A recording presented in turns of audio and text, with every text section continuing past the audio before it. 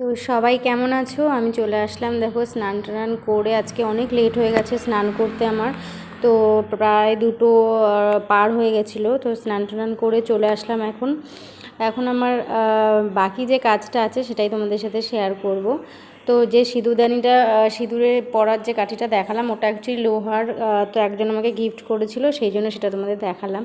তো এই তুলসী মন্দিরটা আমি পুজো করি, মন্দির বললে ভুল হবে, টবে, কারণ আমার একটু নিচে সমস্যা। দেখো এখানে রাস্তার সাথে আমার ঘর, তো ওই জন্য নিচে কোথাও তুলসী গাছ রাখার মতন আমার জায়গা বা পরিস্থিতি নেই।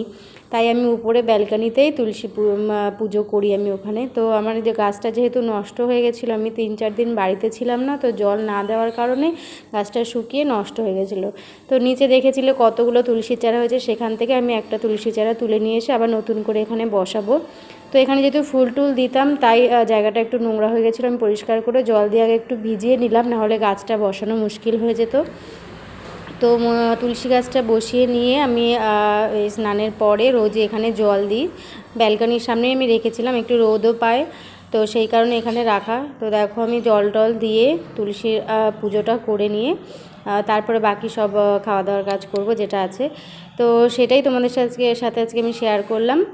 আর যেহেতু বলেছি আমি ডেইলি ব্লগ শুরু করেছি, তো এখন থেকে প্রতিদিনই আমি কিছু না কিছু আমার দৈনন্দিন কাজ যেগুলো তোমাদের সাথে আমি শেয়ার করব, ঠিক আছে? তো এখানে আমি পুজো টুজো সেরে তারপরে বাড়ির অন্য কাজ করব। তো গাছটা আমি নতুন আবার আজকে বসালাম। আগের গাছটা নষ্ট হয়ে গেছিলো, অনেক বড় সুন্দর হয়েছিল, কিন্তু আমি যেহেতু 4 দিন বাড়ি ছিলাম না, বেড়াতে গেছিলাম, তো সেই জল দেওয়া হয়নি দেখে গাছটা নষ্ট হয়ে গেছিলো। তো পুজো টুজো করে দিয়ে আমি এখন চলে আসলাম, সবার জন্য খাবার বাড়তে হবে, আজকে অনেক লেট হয়ে গেছে। তো আর কিছু না, বাই।